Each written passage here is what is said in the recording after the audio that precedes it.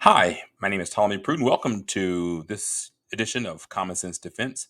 Today, we're going to be discussing the importance of appropriating $4 billion more to the Navy Sea Systems Command, better known as NAVSEA's budget for sustainment and infrastructure improvement. Yeah, I know those are big words, a whole lot of things that we typically don't use in our day-to-day language, but NAVSEA Systems is the biggest recipient of Navy budget per year.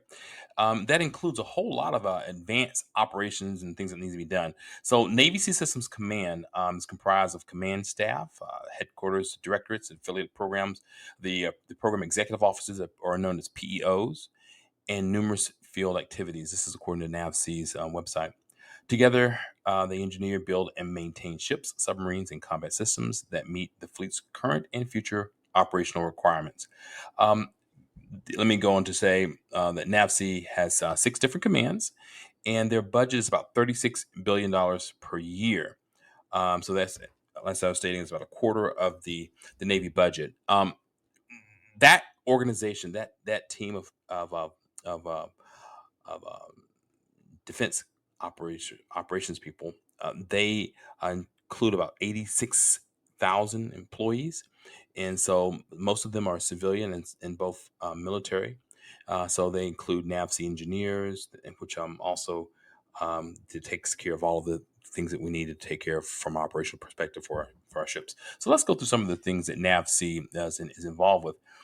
So NAVSEA, the Navy Sea Systems Command, they build our ships. So it takes about 3-4 years to build a ship. Now, obviously, aircraft carriers take longer than that, but for me, whether it's destroyers or submarines, from the time they cut the first steel to the time that it gets launched and goes through its training cycle and deployment. Um, NAVSEA is in charge of taking care of all of that. And so when you're talking about building a platform, let's look at the Arleigh Burke, the DDG 51. When you're looking at building a platform like that, that's like coordinating all of the, not only the cutting the steel and fabricating everything and putting all the pieces together on the shipyard and bringing all those pieces together, all those modules together, and developing and building out a platform like a destroyer, but it also goes into putting the systems in on the onboard, where there's radars or different types of electronic warfare. All those things have to be placed on board, and so NAVSEA takes care of all of that, and they take care of making sure that those systems are operational, ready to go, and so they can be delivered to the Navy, a combat platform that's going to be able to stand to the test of time. So NAVSEA builds platforms. They also buy all the material that's needed for the platform. So you need to buy surface to air missiles, right? So you need to buy all of the material to keep a ship going. So NAVSEA systems, the Navy Sea Systems Command takes care of all of that.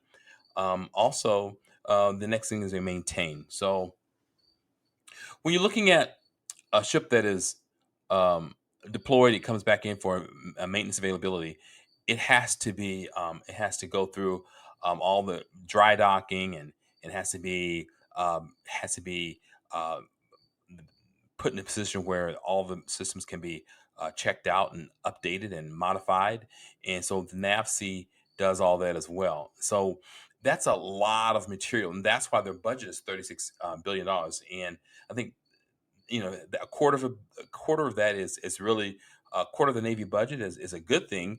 But obviously, for the work that they need to do, I feel that they're going to need more money. And the reason I feel that they're going to need more money is because when it comes down to the maintenance of the ship, um, you need to have enough dry docks, you need to have enough workers, you need to have enough capability to turn around the ships. Otherwise, they're sitting there waiting for their turn to go into dry dock. And so, how do we accomplish it? So, the Navy, as you know, has four public Navy shipyards. There's Hawaii. In Washington. There's one in Portsmouth, and then there's one in Newport News, Virginia. So all of our major work is done at those locations. Also, some is subbed out to um, yards, Navy yard, not Navy yards, but private yards for work. But right now, I'm focusing on the big ones. So those systems have to be able to deal with the capacity for the maintenance availabilities. If the ships or submarines are sitting there waiting, they can't get serviced. They're just sitting there waiting. And so obviously then that time just keeps adding up. And I think maybe about 4 years ago, we had a very big problem with our ships not being able to be serviced, and they were just sitting there in the water before they could even get in the dry dock. And then by the time that they finished it, the ships, it's like 2 or 3 years later. That was for both submarines. We had a very bad situation. We're just coming off of getting more capacity for our submarines, and definitely for our destroyers and the Ticonderoga class cruisers and all. So it was a big mess. So the Navy developed a plan called the SIOP, which stands for uh, Shipyard Infrastructure Optimization Plan. I'm I'm used to SIOP being single integrated operational plan for the nuclear war, but but no, Shipyard Integrated Optimization Plan is what SIOP stands for, and they said we're going to spend $20 billion, $21 billion over the next 20 years to upgrade our systems and dry docks and different capabilities so that we can turn around the maintenance for our ships. And what ended up happening was the program kind of the cost escalated over the last year and a half, and so where they were saying, well, to get to where we were going to be able to spend uh, $500 million on this dry dock, it went up to 750 million dollars, or three-quarters of $1 billion.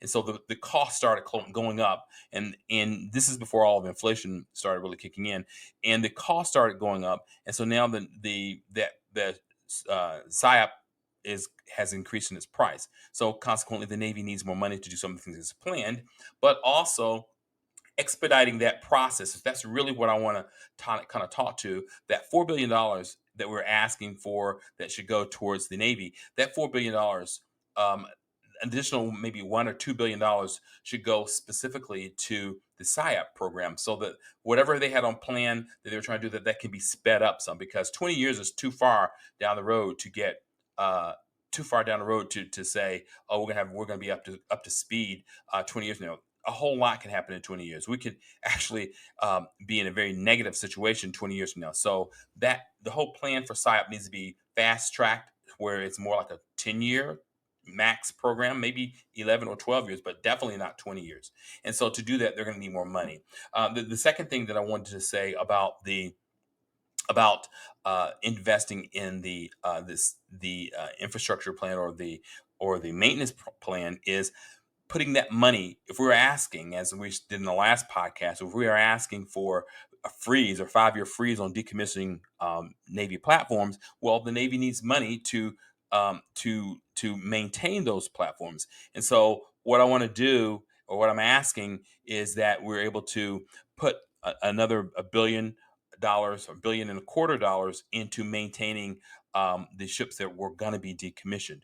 So we're like, just like they're saying that for the Ticonderoga class is going to be $3.7 billion over maybe 2 or 3 years to keep those up to speed, or to maintain those. Well, so that would come out of that extra $2 or $3 billion per year that we're spending to maintain any type of submarines, or any type of, so all those cumulatively, those price points need to be put together and used to upgrade or maintain those platforms, so that we can count on those being somewhat being available and have operational capability 2, 3, 4, 5 years down the road. And what ends up happening is, if we have the process in place for the platforms to continue to operate, then we don't have to worry about those ships being taken off of the rolls, and we can still use those for maintaining, or just or training and operations. That's going to segue later down the road in some of the other plans that we talked about in our Build Our Navy plan, where those platforms that you can put long range missiles on, those surface to surface missiles, namely precision strike missiles, on those same platforms. So think the Navy was planning to decommission some Ticonderoga class platforms, so those same platforms can now be used to host precision fires missiles, namely HIMARS. You take one of the HIMARS systems, you put it in the hangar, and you roll it out, lock it down, you can launch from there. So using platforms that we already have. And in the next podcast, I want to talk more about what we plan to do in actually providing additional capability for our DDG 51s, so the Arleigh Burke class, the Virginia class, and also the Constellation class. But I want to talk more about that in our next podcast. But right now, I want to talk about continue spending a few more minutes on talking about NAVSEA. So basically, NAVSEA manages about 150 acquisition programs and manages foreign military sales. So just like the Navy, one of the congressmen a few months ago was saying, we can use the LCS platforms and send them off and give them to foreign military through the Foreign Military Sales Office. I think that's a wonderful idea. The problem is we're just passing off our problem to another country. So to me, I think the LCS program it is what it is, but we still need to use it. We can't just say, oh, that's no good, cut them out. We're going to cut our losses at 24, $25 billion and let's move forward from there. That's not going to work. That's a waste of money. It's a waste of effort. No, there's a plan for that. There's plenty that we can do with LCS as long as they're not going over 40 knots and stay in a certain speed. Those platforms are perfect for certain littoral combat capabilities. So what I want to do is make sure I articulate that. But NAVSEA predominantly is a main platform that we need to be focusing on pouring money in so that it gets more efficient, so that it's able to do more for our Navy. We want to be able to do two things. We want to be able to maintain and repair the influx of additional ships that will not be retired over the next 5 years, as I just stated. And second, we want to make sure we improve our infrastructure and the SIOP plan respectively. So those are the types of things that we're going to need to do to move forward. Cutting things back, decommissioning ships, and all that's not going to work. It's not acceptable. That's not what needs to occur in this season in our naval development. And we need to, as Americans, say, look, we need to require more from our Navy. We need to require more from our representatives for them to put pressure on the Navy to say, look, you guys have got to get things in order, or you have to use what you have, and we're going to give you more money, but you need to be more lethal in your approach to your capabilities. You need to be more thinking outside of the box or thinking outside the beltway on how you plan to utilize the systems that you have in place.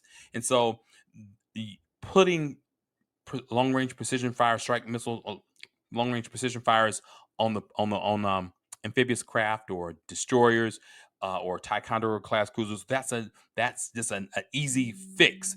And so what I really want to make sure that everyone knows is that we have to go beyond how we're looking at our problem. And if we can start putting money where it makes the most sense, the most common sense, then we can get where we need to get as a nation and our national defense. I want to appreciate you for taking this time today. Hey, go out there, be strong, and we'll talk to you real soon.